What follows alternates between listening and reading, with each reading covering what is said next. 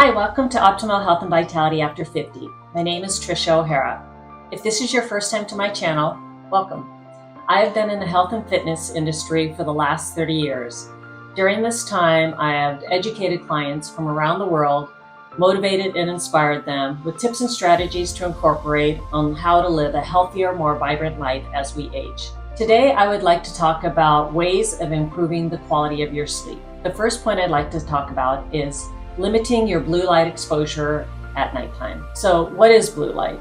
It's the light that's emanating from your iPads, your computers, your mobile devices.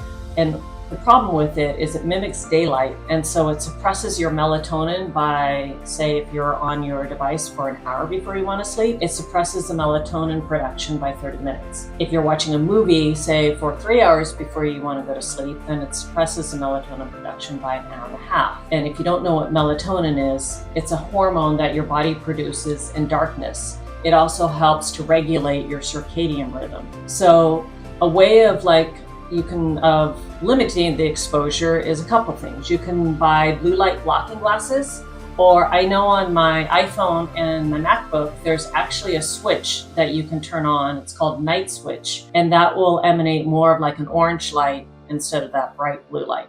So that's tip number one. Tip number two is to sleep in cool temperatures. Why? Because when your body naturally, the temperature drops in the evening by 1 degree, but when your body is in a cooler temperature, it makes it easier for it to fall into that deep, restful sleep.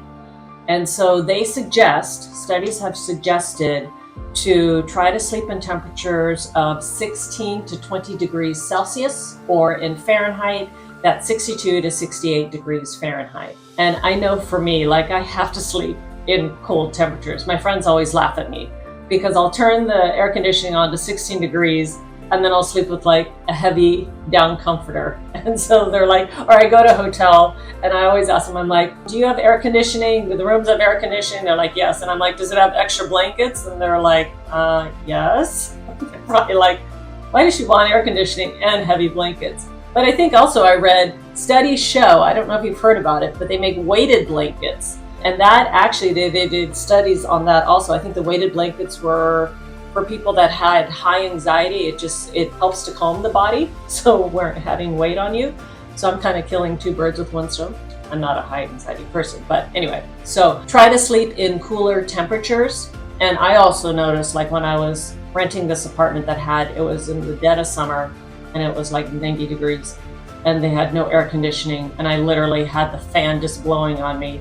And I checked my sleep patterns in the morning on my Garmin, and my body was never fully rested. I never really fell in that deep sleep. I never had good quality REM sleep. So I truly believe and swear by it that sleeping in cooler temperatures will actually bring you more into that rested state, because my deep sleep, generally I get a couple hours of deep sleep and a couple hours of REM each night. So, and I found that actually even more impactful when I did that versus getting maybe shorter sleep and not having great sleep conditions and maybe only getting 30 minutes of deep sleep. I was so much more tired. But anyway, so that's tip number two. Tip number three is to try to cut back on caffeine.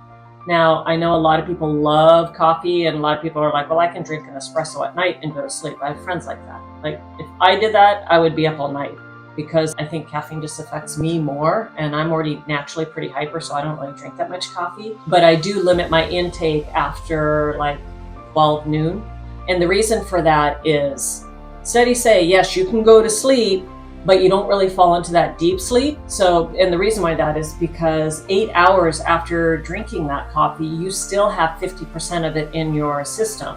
So again, remember, we're trying to promote deep, restful sleep. So if you are a coffee drinker, at nighttime, try to drink decaf if you can, or try to stop drinking caffeine 8 hours before you want to go to sleep. And that will help to promote that deeper level of sleep. And tip number four is to sleep in the dark. And why that is because our skin has photoreceptors. And so it's always trying to search what time of day it is. So, and they're not talking about, when they say sleep in the dark, they're not talking about stars and moonlight, but they're talking about artificial. We're going back to that artificial light again. So if you have the street lights coming in your window, or you have the alarm clock, it doesn't promote that real deep restful sleep. And I think I was listening to this one podcast where they did this study. The guy was sleeping, I think, in a dark room, but they put a light behind his knee, and it actually interrupted his sleep pattern because, again, our skin has photoreceptors on it. Always trying to search of what time of day it is. So I thought that was pretty interesting. So if you can, try to sleep in the dark. Maybe you can get some blackout blinds or wear eye shades. I now am just so used to wearing eye shades. I do have blackout blinds, but I'm so used to wearing eye shades now after living off and on in New York City because a lot of the apartments there don't have curtains. And so I got so used to wearing eye shades. I think now because I like that pressure on my eyes, and also wearing earplugs. It's kind of now a habit for me. But anyway, so that's tip number 4. Tip number 5 is to sleep in quiet. Quiet. So again, for all you city people, I know so many of my friends are like, I'm just so used to the traffic. And for me, it would I gotta turn on a fan and wear earplugs. But why they suggest that is because it gives the brain a chance to completely shut down. And when you're sleeping in quiet, they've also done studies where it lowers your blood pressure as well. So if you do live in a city, in the middle of a city, try to maybe sleep with, I know some people sleep with noise machine. Sometimes if I'm in a city, I'll sleep with a fan on, just kind of that white noise, or try to sleep with earplugs. Anyway, that will help also to promote a deeper level of sleep. And the last tip is, there's many more tips, but for today, the last tip is to try to go to bed at the same time each night within 30 minutes or an hour, because what that does is that will help to promote that circadian rhythm, that your body works on. And so I know for me, I'm traveling all the time, that I try to, as soon as I get there, as much as I can, I try to get back on, even if it's super early for what I'd normally be on. I try to get to bed at the normal time that I would go to bed and try to get up.